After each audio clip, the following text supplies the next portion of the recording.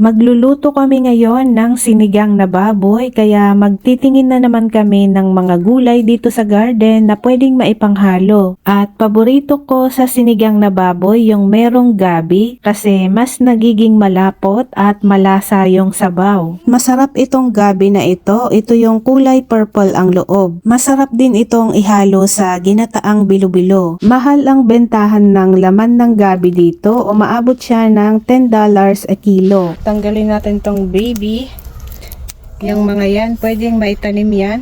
Kaya nagtanim na lang ako nito. Nag-umpisa lang ako sa 2 gabi seedlings na binili ko sa market at ngayon ay sobrang dami na nila. Napakabilis lang palang magpadami nitong mga gabi. Kaya yung mga ibang gabi seedlings ay nilipat ko sa ibang part ng aking garden kasi nagkukumpulan na sila. At ang maganda pa niyan ay low maintenance sila at pwede namin silang maitanim all year round, winter, summer, pwede.